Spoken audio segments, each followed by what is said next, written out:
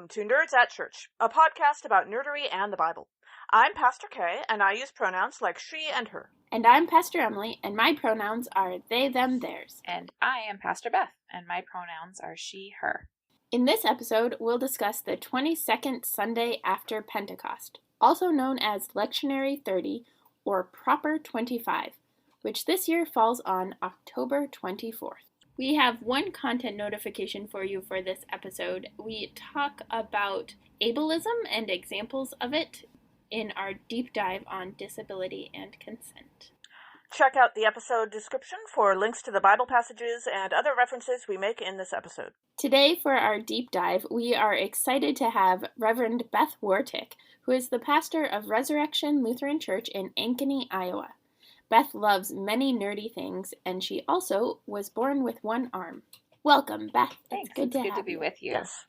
Before we really dive in, one of the things that has happened and continues within disability communities is an evolution in language. So this is actually happening everywhere in every language all the time. And I'm most familiar with the evolution of language as it relates specifically to the queer communities, but in particular the ways that we have talked in English about disabilities and people have evolved. So I wonder, Beth, if you could explain a little bit of that evolution or change for us, especially thinking about like person-first language. Yeah, so I don't have like a timeline background that I could say like this is the year when this changed or this is that. But you know, broadly speaking, for a lot of the way in history that we've talked about people with disabilities, we haven't talked about people with disabilities. We've talked about disabled people. And we've talked specifically in this kind of like disability first language or sometimes disability exclusive, right? So we talk about or would have historically talked about like, oh, well, there's that cripple, right? Or there's the blind or the deaf. Broadly speaking, we don't do that, right? We had this development, this sense that it's really not appropriate to simply describe someone or define someone as what they're perceived as lacking or missing in the way that disability language was used, right? And so we shifted culturally and linguistically toward what you called, Emily, that person first language, right? And so kind of following this format of, you know, a person with whatever the descriptor is, right? You, instead of saying, oh, that is a wheelchair user, you might say, oh, that is a person who uses a wheelchair, right? This centering of the person. And then there's these other descriptors that go after that, right? So I don't generally refer to myself as a one-armed person, right? I will refer to myself as a person who has one arm, or a person who was born with one arm. You know, words like amputee can be helpful. I find that sort of less helpful because I was born with one arm. And so I didn't experience amputation. But there are people for whom that is a really helpful word that catches up their experience. And so now when I engage with different people with disabilities, there's kind of a range of the way that people choose and prefer to be referred to. So particularly, one example that I've seen is that with autism, I mostly hear people talk about saying, I'm an autistic person. I personally am not, right? But that's what I'll hear people say versus a person with autism. So there's a community there that has said largely, right, this is the way we want to refer to ourselves. And so it just, you know, is a place to engage with people, right? To say like, if you want me to describe you with regard to this particular ability or disability, how do you want me to do that? And most people can tell you, right? Please don't use this word. Please do use this word. Right.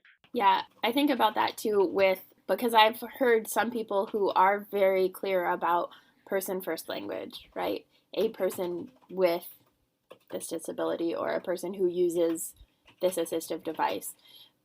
But I also have heard other people who very clearly say, I am a disabled person.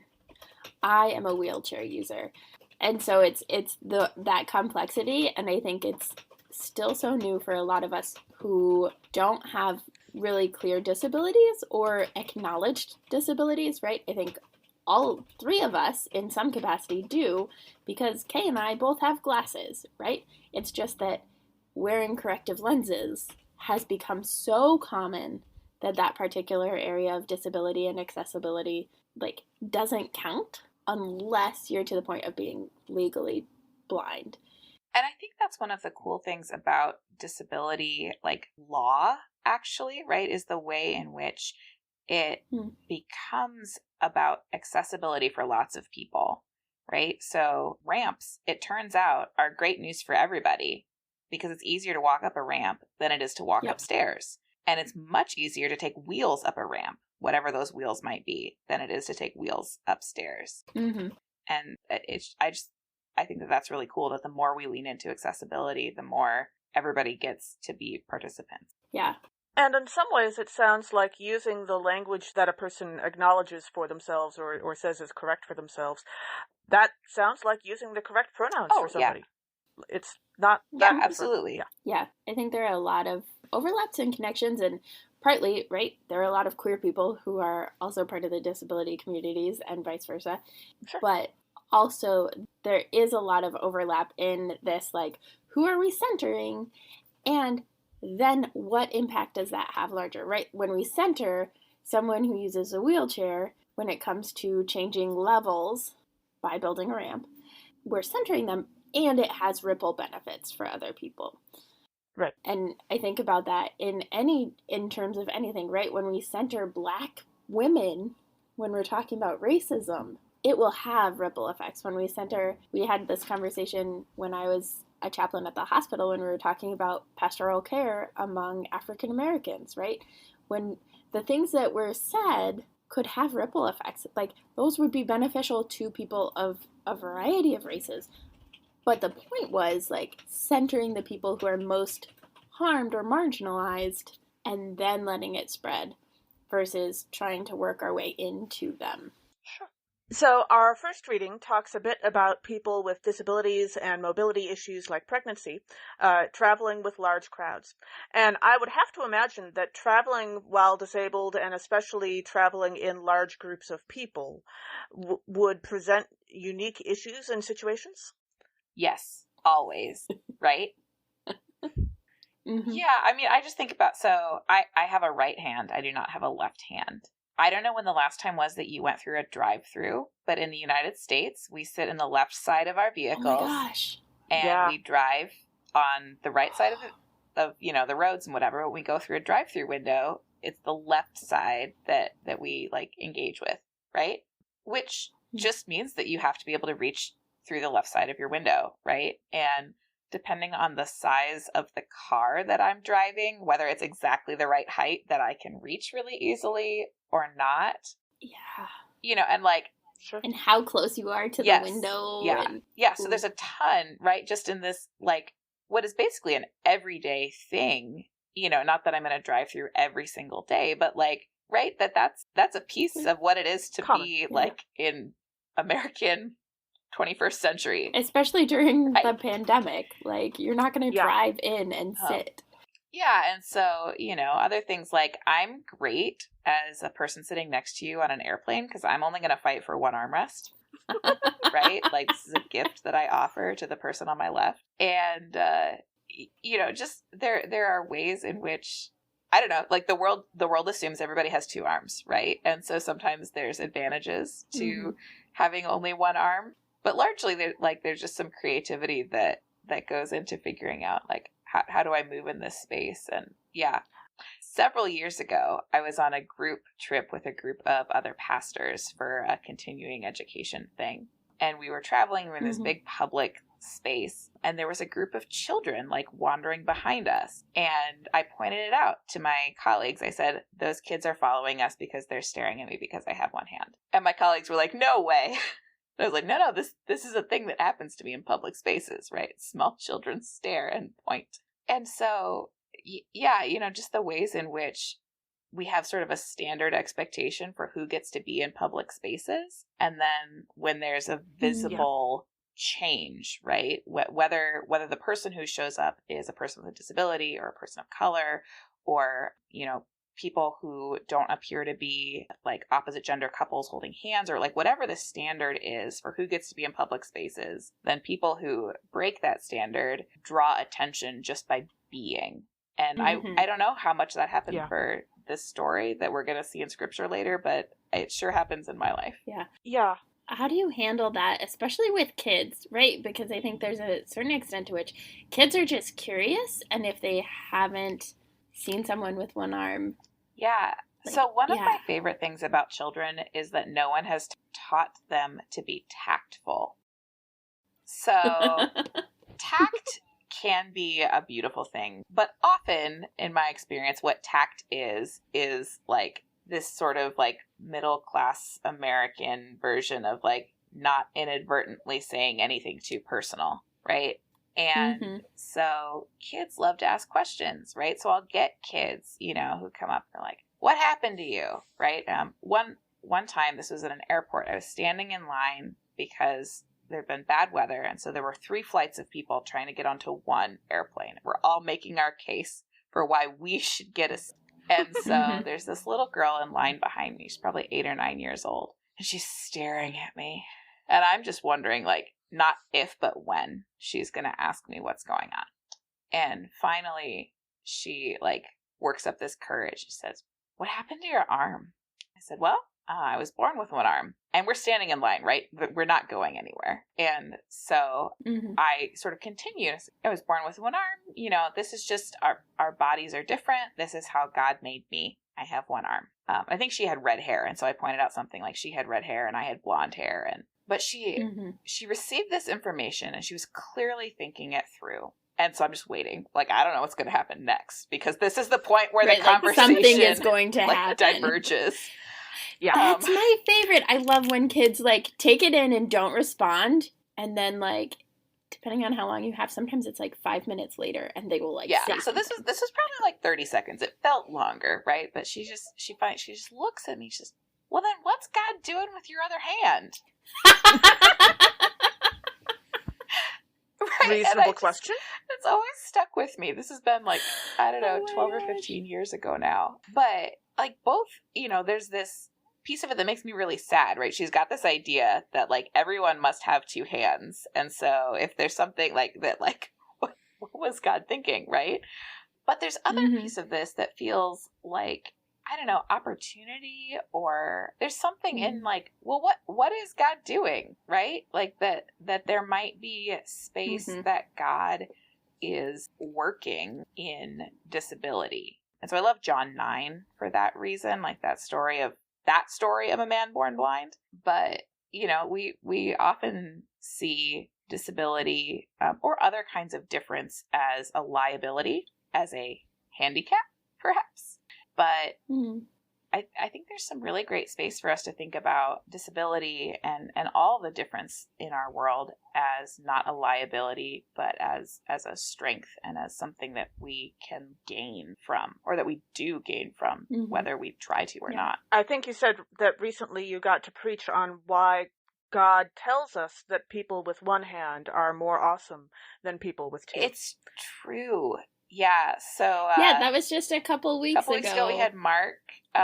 Jesus says to everybody, you know, if your hand causes you to sin, cut it off. Because it's better to enter life, I forget how he puts it, it's better to enter life maimed, I think he says, than to be cast into the fire whole, right, with 2 hands. And I was making a point about the dangers of proof texting, right? Because I can look at that and I can say very clearly that people with one hand get to enter life and people with 2 hands are at risk of eternal fire. So, like...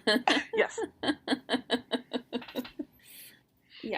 Yeah. I think the closest I get to difficulty of travel, well, slightly unusual, I suppose, is that I keep finding myself in having to take showers in bathrooms that are not set up for people with glasses, because I don't actually enjoy traveling when I have to take showers in, let's be honest, crappy bathrooms. But that does seem to keep happening to me anyway.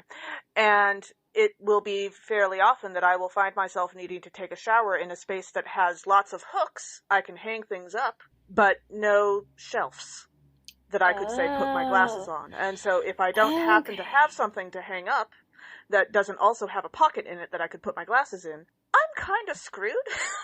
Because I can't find my way to the shower without my glasses. I will, like, fall off a cliff or something. And also, the glasses getting water all over them means I can't see either. So the number of people who haven't thought that through stuns me. And I always wind up leaving notes at these places about, please, for the love of God, just get yourself a cheapo, sticky shelf at Walmart and put it in the shower so that people can put their glasses there. But I have to imagine that it gets more complicated with other issues. I hadn't thought of that because I have glasses as well, but I have a pretty mild prescription, and so for the most part, I can walk around the house without glasses on, and there's a little bit of blurriness, but not bad. But the other place where I think for me as a non-binary person that intersects really significantly with people who are disabled in travel is bathrooms.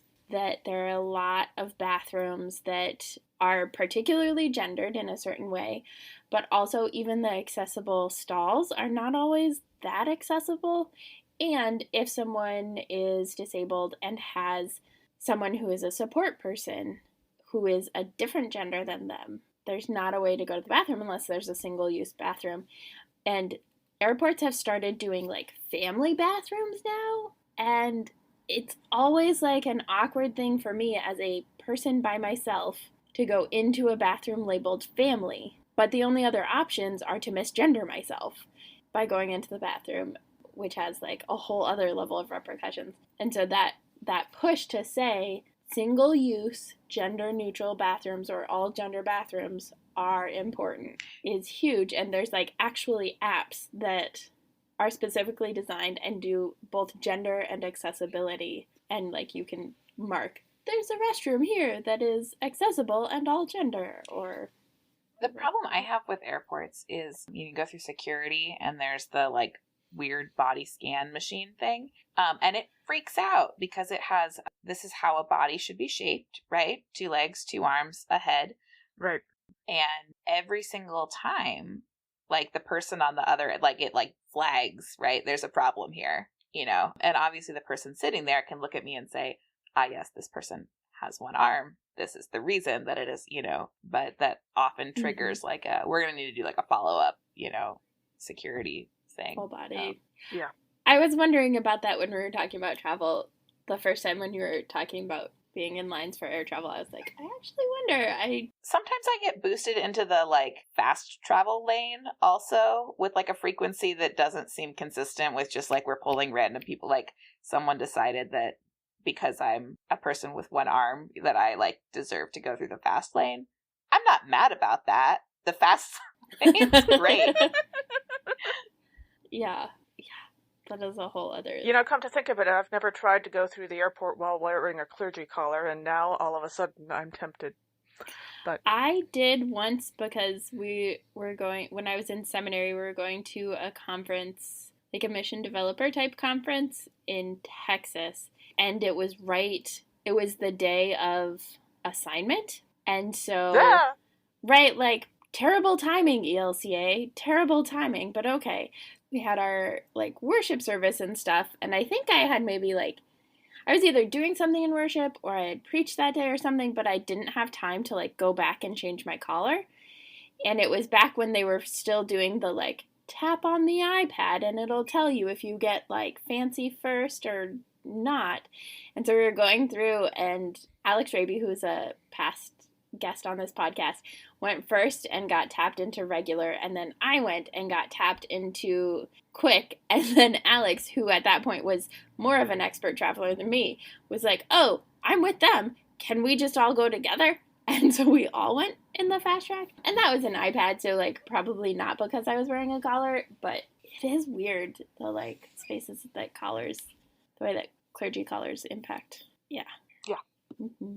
And when it comes to ableism, there is a lot that those of us who aren't disabled, and even many of us who are, can do to cause harm. And I think kind of we've talked a little bit about this, that's like the navigating of tact or not tact and what language we use. But one of the things that I read a lot on Twitter from wheelchair users is the harm that is caused when people try to help someone in a wheelchair without their consent. So they will just like grab the back of the wheelchair and move them, or a lot of people when there are encounters with the police or the airlines both frequently wreck people's wheelchairs. Yeah. So I guess I'm curious how you think about and navigate consent in your life and with others around you. Yeah. So my experience is largely around people assuming that I need help with moving things, with like just doing stuff. So I remember like even in elementary school in art class, there was an assignment that we were supposed to like rip paper to make like a collage or something. And my teacher just handed me a pair of scissors, sort of, I think on the assumption that I was going to struggle to rip the paper into pieces that I could then collage. And so they're all like up on display in the hallway, and there's everybody else is ripped and my scissors, you know. And I don't remember the process of making the art, but I do remember the visual of the art up on the wall. And I remember my mom being really angry about it, you know, that someone had just decided that I needed this help. And it's a tricky space because there are many things that are difficult to do with one hand, particularly as we talk about getting in and out of spaces. You know, it takes a hand to operate a door, typically, right? Especially if there's not a button available, you know, and if there is a button available to automatically open or close a door, it depends on the height of like, right, where is that button? Or is it right next to the door? Is it only like 2 inches wide? I don't know who designs those buttons, but, you know, so there are absolutely times when I need help, and I need help differently as a person with one hand than a person with two hands might need help, you know, just getting like holding things when I'm trying to open or close a door. And so it's interesting to me to see like there will be people who assume that I need help with everything, right? And this is an intersection piece because I often experience it particularly with men, right? That like if I try to carry something, a man will come and carry it for me. And and by that you mean they will take it away from you? Sometimes, yes. Or they'll be like, oh, I could have done that for you. Especially at church, right? Pastor, I could have moved that table. Well, yeah, obviously you could have moved the table, but I was standing around not moving things, and you were already moving things. So I just moved the table. Yeah. You know, and so the ways in which those things intersect and the ways in which, like, I recognize in myself, like, I don't, you know, like, I'm a strong woman. I can do what I want, you know? Like, there might be times when I say no to help that I really could use because, like, I want to make a point.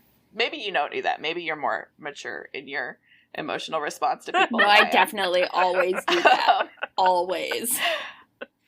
I may resemble that remark a bit myself. But then there's other funny times. Like, I remember once, so I have 2 kids, and about 4 years ago, I was at a meeting at my synod office with my bishop and several other pastors, and I had my baby along because she was small and portable, and she needed to be with me. And I made a comment to the bishop and the other staff there that, you know, the building doesn't have automatic doors. It has these big, heavy doors, and it would be really nice to have automatic doors to get in and out. At which one of the other pastors piped up like, yeah, isn't it so hard to like move around with a baby? And I said, yeah, that, but also I have one hand, you know, and so yes, and you know, there are ways in which these things cross over, right? You know, that people will always say to me about being a parent, like, wow, you must have your hands full. And I always, like, in the back of my head, I'm like, hand. But also, like, I just wonder, like, the ways in which we sort of assume what people can do or accomplish connects with hands. Sure. I have like a whole spiel about the ELCA motto with its God's work, our hands business that, you know, might be too much for this podcast. So I could go for a while. Oh, it's not too much for this podcast, but yeah. You know, just like the ways, this is getting away from the consent piece, right? But like, it's not hard to ask someone, can I help you with that? Right? You know, can I get the door? Would you like me to move the other side of this table? You know, like, and I may have just realized that there would be one particular way of asking you that might lead to some added can I lend you a hilarity hand? Because for of people, instance. yes. Yes. Or can I give you a hand? Yep. Yeah. No, I get a lot of mileage out of making fun of, well, not making fun of, let me back up. I get a lot of mileage out of, Maybe a little making yeah, fun I of. give people a hard time when they brag about doing things single-handedly, and I just do everything single-handedly, which is like probably a commentary on my personality as much as a commentary on the number of hands I have. That is brilliant.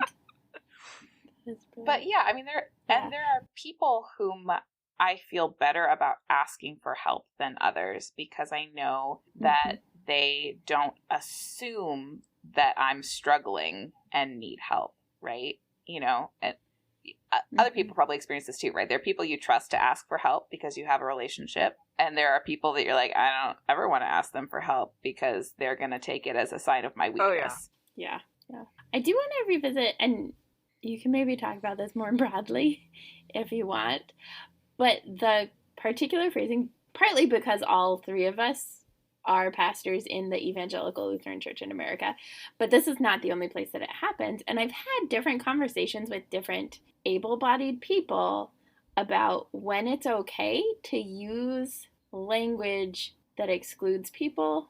That like sounds weird, but like to use language like God's work are hands, or, and I think there's a bit of a difference maybe, and some nuance of like if you're using it like that person was tone deaf or blind to the fact, then that's clearly like painting it in a negative light, and I would say that's not okay, really, ever. But like those spaces where it's an example, or God in your mercy, hear our prayer, which is actually hard for me to say because I did not do R's well when I was a kid. But also, does God need to hear in order to receive our prayers? So I'm curious about your thoughts on that, particularly because you brought up God's work, our hands. Yeah, so I'm going to go from the end of your comment back to the beginning. Like, I have encountered places where people and congregations have moved from Lord in your mercy, hear our prayers to receive our prayers. I really like that language. Yeah. And then to the God's work, our hands piece. I think what I hear that or experience that as trying to communicate is that we have some responsibility to be active in our communities doing the things that God calls us to do. And I am 100% on board with that, right? Sounds like vocation to me. Sure. The God's work, our hands piece has always thrown me, because I think that a great deal of the work that we are called to isn't done with hands at all, right? We listen to each other, we speak, we use our feet to show up in the places that we need to show up, you know, like whatever, like it's a whole body experience. But the other piece for me personally is I was like, do you need multiple hands to do God's work? Can I only do half of God's work? Like, what, you know, or do I have to have other people with me to do God's work? Which I think that actually is true, right? But it's not because I have one hand that I need other people with me to do God's work. It's because God calls us to be the body of Christ. And now I'm wondering what other body parts we could replace the hands with. God's work, our spleens? You know, honestly, I would just love to see a bunch of them, exactly. Right? God's work our hands, God's work our ears, God's work our eyes, God's work our, I don't know, like, I'm not sure what our appendices, amygdala, appendixes, appendices? Yeah, whatever that, I'm not sure if God's work is done through an appendix, but perhaps it is. Yeah. God's work, our pineal glands. Right, our lymph nodes. Yeah. That's actually one of the things, our eyebrows. I think my eyebrows do a lot of God's work, actually. I do think that's one of the things, though, that goes in with, like, the space of, right, the acknowledgement that no one place or situation can be 100% accessible for 100% of the people 100% of the time, right? Like, there are accessibility needs that actually, like, are in conflict with each other. Right. Yeah, I hear that with, like, volume and lighting, particularly for things, right? There are people for whom a really well-lit space is necessary, and there are people for whom a really well-lit space is, like, headache-inducing, you know? or the amount of volume that they can need or not need to have from a sound system. And that's where I think like variety in how we make spaces accessible is helpful. And we've done this to varying degrees of success during the pandemic, right? To make all things virtual, or to make some things virtual, or to try and figure out hybrid options. A lot of congregations and worshiping communities have done hybrid options. They generally tend to just be, we will live stream the service, which is not actually hybrid. The congregation that I just left is actually in the process of figuring out, how do we actually do hybrid?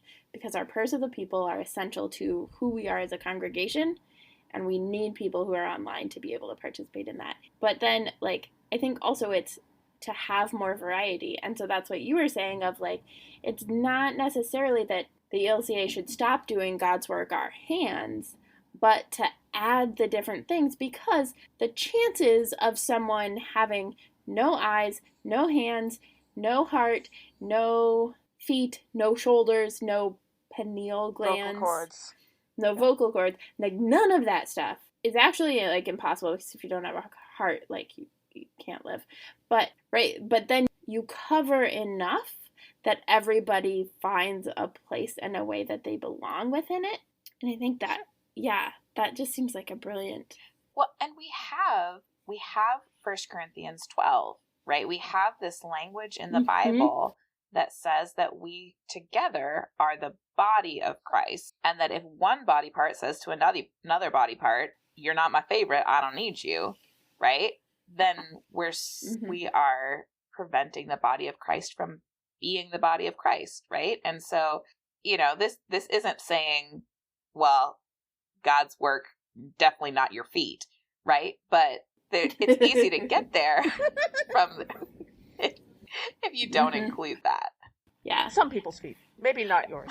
Well, and the other piece that reminds me of one of the like catchphrases of Martin Luther that he may or may not have actually said, right, is, "Here I stand, I can do no other, so help me God." And Reconciling Works did a Queer I Stand shirt.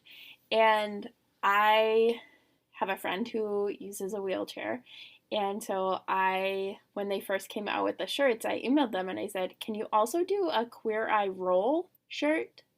And they have that now on their website, that like, awesome. They have like Queer I Roll and Here I Roll, or whatever the like non-queer person equivalent is. But I love that like that gives like so much more meaning and possibility to that phrase and to how we engage with it. Absolutely. So I guess we already covered this a bit, but in our gospel reading, Jesus doesn't assume that he knows what Bartimaeus wants and asks him before healing him at his request. And does this reading strike a personal chord with you, Beth? Yeah, I think about just what dignity it offers to a person for someone else, particularly a person in a position of power, right? Which Jesus is certainly a person in a position of power, doesn't assume that he knows what this person wants or needs and asks him first, and does it publicly-ish, there's a crowd around, right? There's other people paying attention to this conversation. So even if it's happening sort of off to the side, right? Like everybody's eavesdropping, at least. Because there have been times in my life when people have simply assumed that they know what I want, right? When I was a kid, I wore a prosthetic arm for a piece of my like early childhood adolescence. And there were periods when I was like, I don't actually know if this is what I want.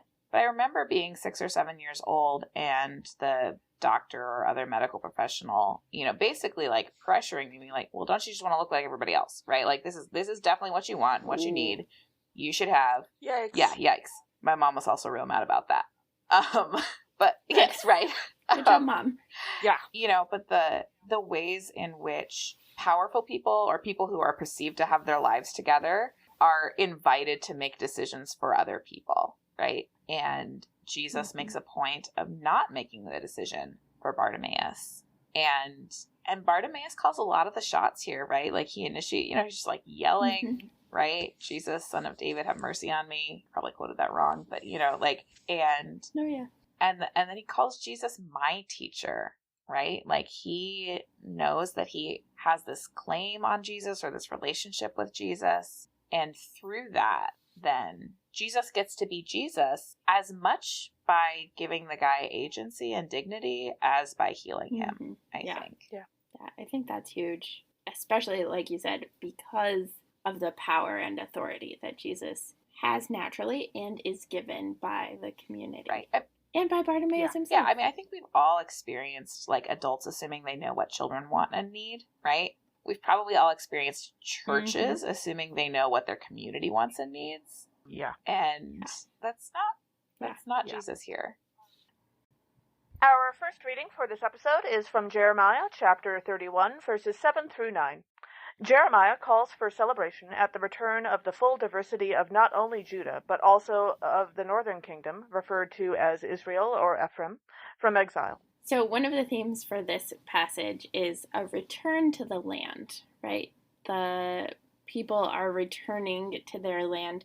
And I was thinking about the Hunger Games, actually, at the end of Mockingjay, when Katniss is returning to District 12, which has been totally bombed out. This is like after. So not when she's at District 13, but like after the end, in the epilogue, I think.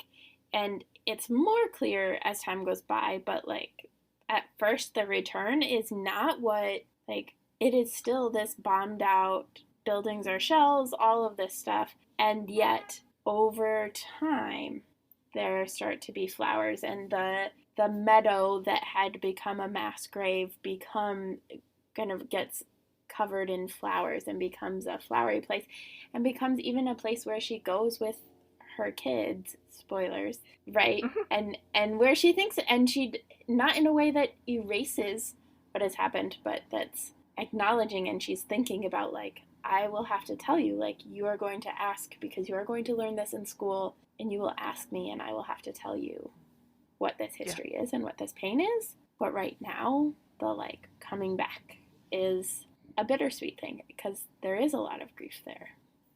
I've been thinking about returns as well. The congregation where I serve, in the pandemic, we came back to indoor worship in early and midsummer when things looked like that was a good idea. And then we paused indoor worship with the Delta spike. I don't know very many congregations that did that, were together and then stopped being together again. But that return has not been exactly what everybody thought it was going to be. And I think of the Return of the King. After they solve all of the Sauron problems, right? The hobbits go back to the Shire, and there's problems there, right? This isn't in the movies, right? But in the books, Saruman has gone and set up, not Saruman, Wormtongue, his underling, has gone and set up in the Shire. And that return requires some rebuilding, right? The things that they learned on this real long journey still apply, right? And I think of our own returns, and I think of the Israelites going into exile. When they return to the promised land, there's rebuilding and there's conflict, not necessarily in Jeremiah, but in the other prophets. And that's maybe a piece of what we have to expect, right? Is that there's going to be it's not a quick and easy return, but that there's work to do. That makes sense. That's the congregation I served was one of the last to do anything in person, and we did outdoor in person, and then started having conversations about going back to Zoom all the time because of Iowa and Delta and the future variants that are just going to keep going. Yeah. But it is, like, anytime we've had those conversations, like, it is almost impossible to convey to people the pain and the heartache that will happen when they return to in-person and cannot hug each other and cannot sing together. And it's, how do we create the space for that rebuilding, and when is it actually better to stay away rather than, I had forgotten about the Shire. I only read the books once. I've watched the movies a million times, but it's honestly one of my favorite parts of the whole series, because the hobbits get to come back and be who they became on the journey, right? Like that these skills and things that they learned, not just the fighting, but like the leadership and the organizing, right? Like that affects their home too. And their self-confidence. Yeah. Versus like in the movies where everybody just like gives them weird looks because they're like have gone out of the Shire. Yeah, the yes, Shire. but now Sam can ask Rosie out. Yeah. The Shire needs them to have gone away and come back, Yeah. actually. In verse 7, we read, "With weeping they shall come, and with consolations I will lead them back." So I did not especially grow up watching The Fresh Prince of Bel-Air while it was on the TV. I was not exactly into guide-centered stories when it was on at that age, but I have seen a few episodes. And a few years ago, I ran across a post online that was almost certainly on Tumblr at the time, not that I would be able to find it again, that explained that there was this one scene where Will Smith's character grieves his separation from his dad and goes to his Uncle Phil for comfort. Only that's not how the scene was originally supposed to go. The idea was that Will Smith was supposed to be proud and independent and loudly not care that his dad wasn't coming. Only the scene's lead up of talking about how his dad was supposed to be there and then wasn't had made Will, the actor, think about his lack of relationship with his own dad, and he got unexpectedly emotional. And James Avery, the actor playing Uncle Phil in that scene, saw that, realized what was going on, and opened his arms to Will, who hugged him. And it's a really lovely scene, and they both break down crying, and very touching. And they left it in the show that way, instead of going back and let's do the right version this time, because it went so beautifully, despite the fact that it went completely against the script. That was not who Will Smith's character was supposed to be, you know? But that's kind of what this verse makes me think of. God will lead us back with consolations. That may mean that we do have to weep. But. Yeah. I think that's actually verse 9, just as a note, because that's what I used as well. Uh-oh. You said oh, hey, look, you're right. Yes, that is verse 9. Sorry. We just did the same. Great. Sometimes we do this where we pick the same verses. There's only 3 of them. Yeah. In this passage. Well, and I was... Also, we both have excellent taste. That's true. I was also looking at verse 9 and thinking about with weeping they shall come, and with consolations I will lead them back. But I focus more on the part right after that where it says, I will let them walk by brooks of water in a straight path in which they shall not stumble. And my roommate recently got a Nintendo Switch. And so I've been playing a lot of Mario Kart. And my immediate reaction was like, so not like a Mario Kart race. There are no straight paths. Basically. Yes. No, yeah. But actually, if no you have mushrooms, the little toy mushrooms in Mario, you can actually do a lot of the shortcuts do make a pretty straight line. I tend to not do anything So you wouldn't straight, want to go on those paths anyway. Yeah. But, yeah. This is definitely not a Mario Kart race back. But the consolations part also connects it with what you were saying, Beth, with the return of the king and that space for grief and consolation. Our second reading is Hebrews chapter 7, verses 23 through 28. Because of who Jesus is and what Jesus has done for us, Jesus' high priesthood is permanent, unlike humans, so that what Jesus does is done forever. So I was thinking about this, and one of the themes that stuck out to me, the ongoing theme of Hebrews, which we've talked about multiple times in past episodes, is Jesus is the high priest. But the piece that stuck out more to me this time was the set apartness, which is part of what we mean when we say holy or sacred. The sense of it is that it is set apart for a particular purpose, for a particular thing. And so, of course, that made me think of the ways that the magical and non-magical worlds are set apart from each other for a variety of reasons, some of which are good and some of which are not, and some of which are protection and some of which are not, in both Harry Potter and to a bit of a lesser extent in Carry On by Rainbow Rowell, which is a Harry Potter fan fiction that became its own book. Mm-hmm. It's actually pretty fun. I like Rainbow Rowell. I like those books, but yeah, that set apartness. That seems like a theme that is common in a lot of worlds where some people have magic and some people don't. I can think of the Wheel of Time series. There's 13 or 14 giant books, but Amazon is making a TV series out of it, apparently. But, there are people among the Aes Sedai, the magic users, whose job it is to go and seek out other people who might possibly have that skill to take them to the tower so they can learn to use it appropriately and then be sent back out again. So there's this kind of like gathering, training, sending that, I mean, on some level, they don't always do it well, right? But yeah, there are times when like we need to be brought together. We need to learn how to use the gifts we have, and then we need to go back out and use them. Yeah.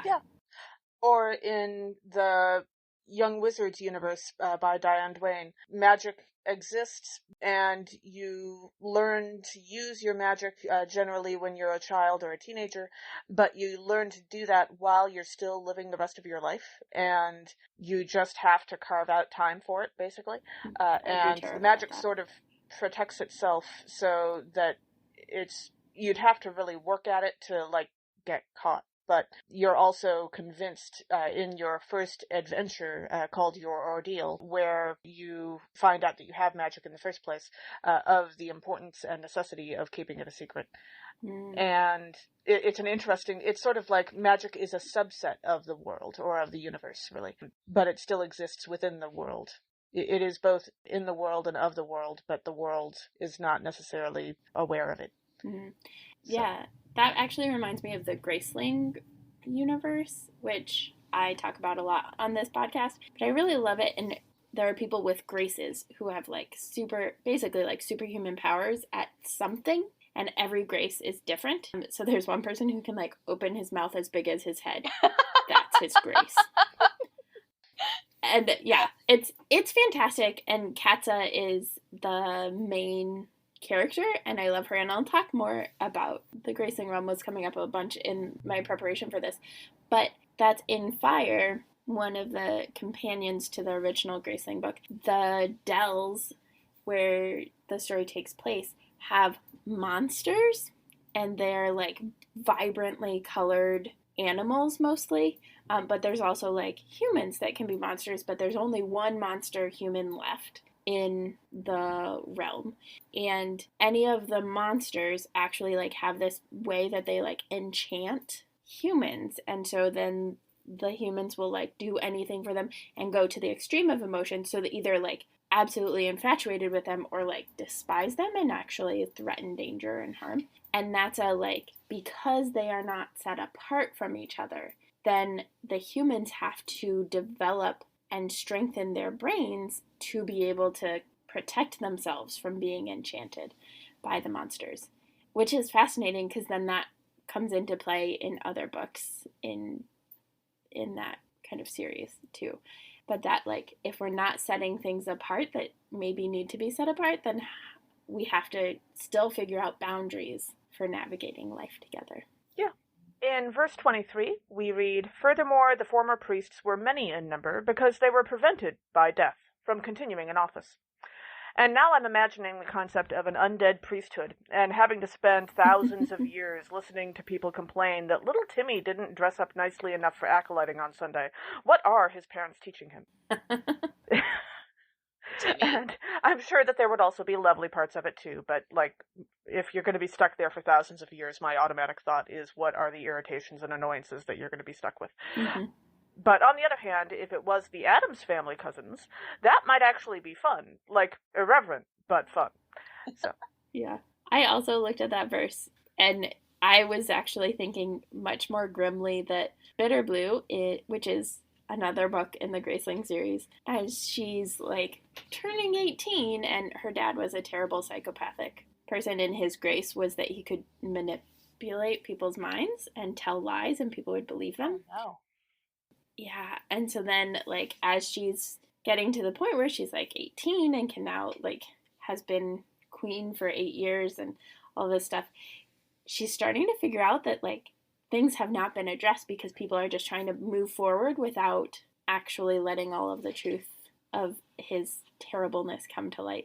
And she has like 4 advisors that were advisors for him and that are also her advisors, and they are in fact prevented by death from continuing in office because they are trying to protect the secrets that they don't want shared because of their own shame, but then that also has repercussions for like their own actions, and so all but one of them ends up dying because of this harm that was 8 years ago, right? Was decades. It was several decades of it, but the like ripples of it were that eventually they couldn't be her. She wanted them to keep being advisors while they could, but they could not. I'm just here to make everything real sad. And I think there are parallels to real life in that too, but we don't necessarily have to explore those. Just right? The number of people who would rather be dead than embarrassed come to mind. But or would rather not face the truth about the past. Yeah. I mean, critical race theory is important. Listening to both of you talk, it makes me think about the ways in which death, it sort of releases us from a lot of obligations, right? For good or for bad, right? And so, in Christian faith, there's a sense of death as loss, right? That we have, but also this sense that like now you're not under the law or the obligations of it anymore either, and so, to the point of the like dealing with people who are complaining about things like, yeah, there's some liberty, right? In knowing that there will come an end. Thanks be to God. Yeah. Well, that's The Good Place. Spoilers for folks who have not seen it. The Good Place has this where like they finally make it to the good place, and nobody has entered in a very, very long time because the world is too complex. And B, everyone who's there has just like lost all of their energy and personality because it is never ending. And so they introduce this option to move on, whatever that might be. And that renews the life of the people. And all of a sudden, the good place is like thriving again. And eventually people move on.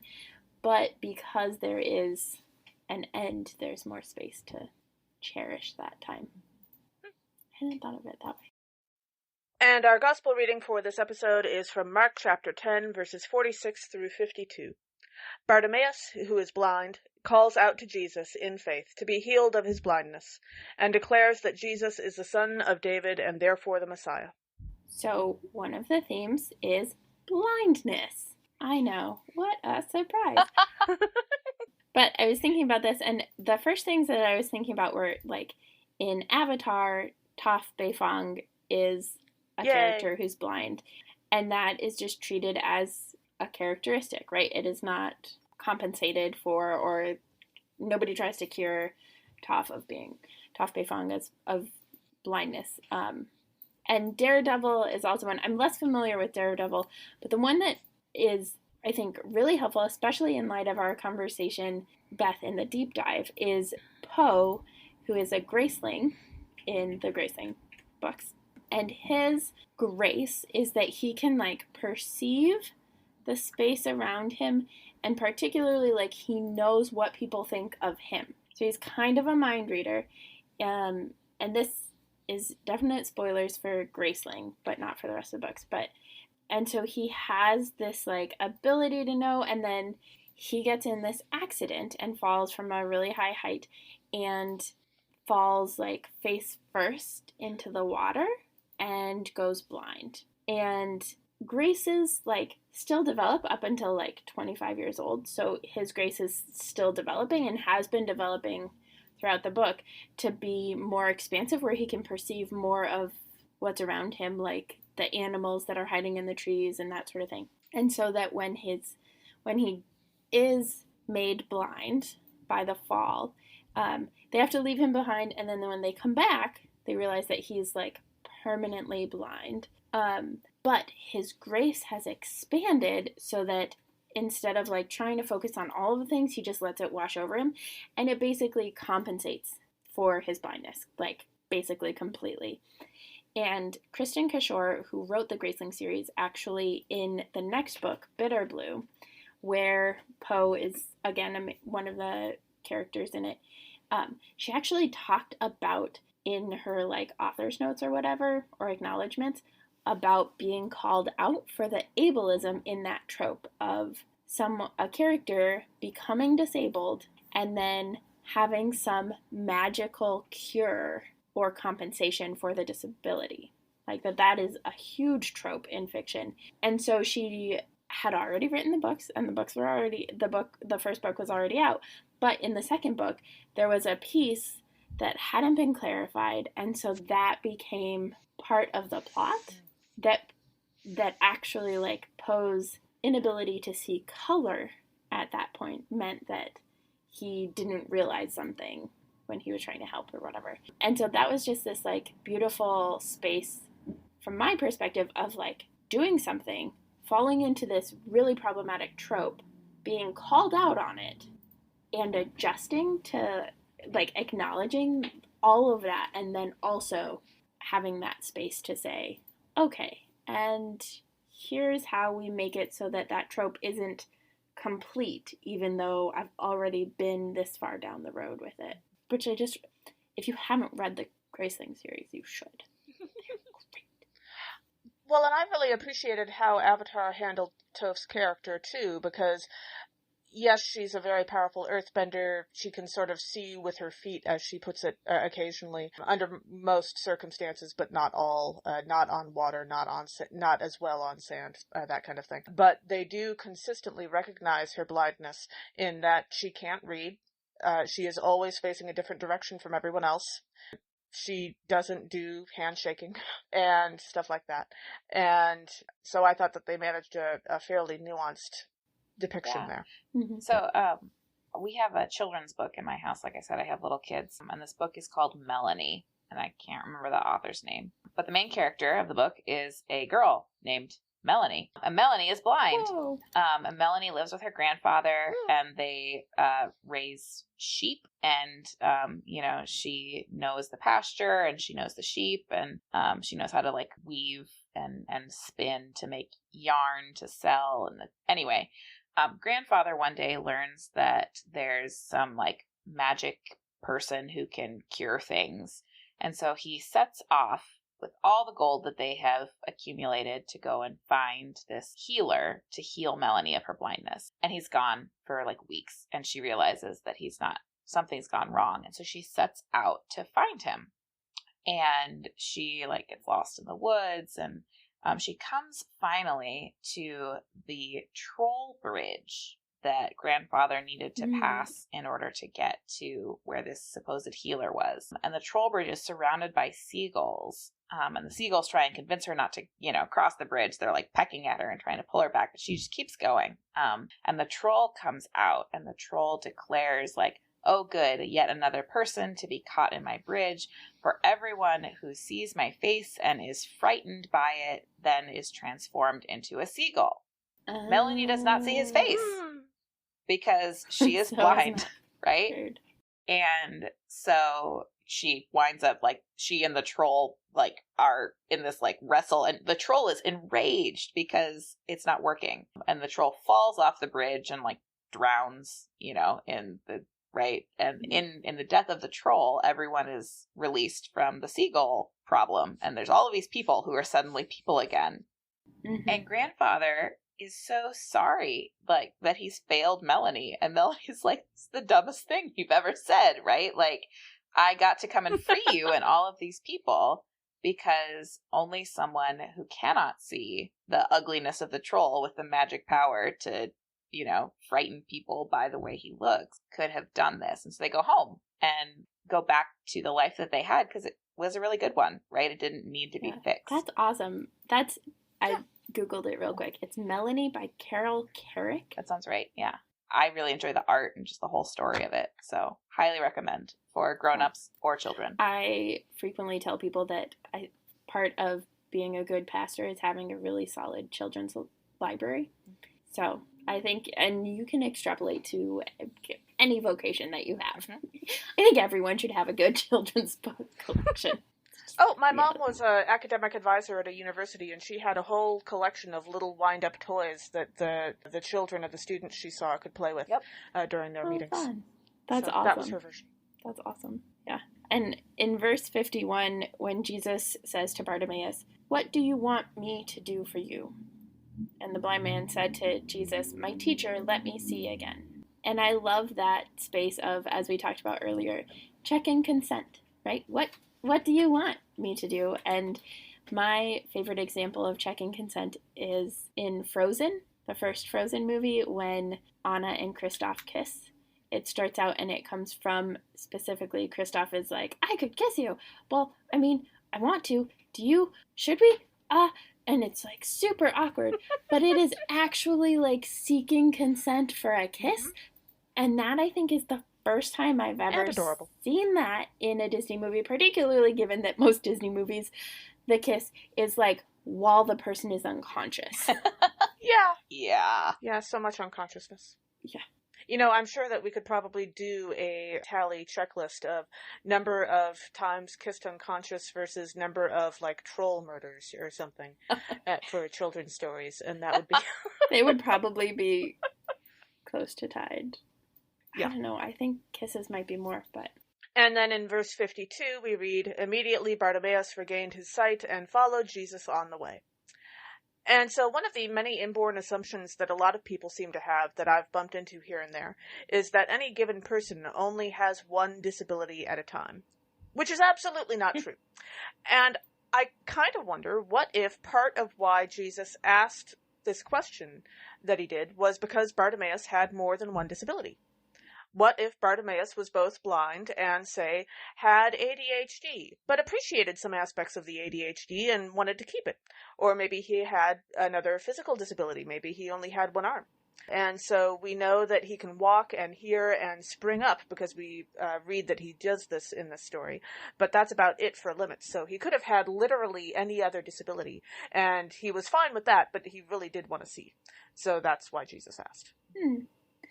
I was thinking about it, and one of my questions for my blog was around, like, what would have happened if Bartimaeus had said, I would like a job, or I would like society to make things that are more accessible so that there are not bridges over water that don't have railings that I could fall off of. Like, yeah. What if I lived in a community that actually appreciated me as a person? What? Yeah, whole different story. Literally. Yeah. So, Beth, any other thoughts on life, the universe, and everything? I don't think that I have anything to add to this conversation. It has been really delightful to think and share and stretch my mind with you two. So thanks for the invitation. Yeah, thanks for joining us. Thank you for joining us. Yeah. It has been great to have you on the podcast. And thanks for joining us to our listeners as well. Catch us next time when we'll discuss nerdery connections to the scripture readings for the 23rd Sunday after Pentecost.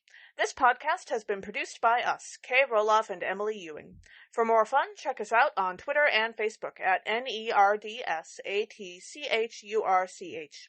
Or contact us at nerdsatchurch@gmail.com. Also, if you like what you've heard, rate us or leave us a review on Apple Podcasts, Facebook, or wherever you catch your podcasts. If you want access to our full guest episodes and interviews, support us on Patreon at patreon.com/nerdsatchurch. We hope Patreon can help us get our episodes transcribed for those who need or prefer that. Though if you want to help us with transcripts, let us know via email or social media. As the ancient Christians said, Pax Vobiscum.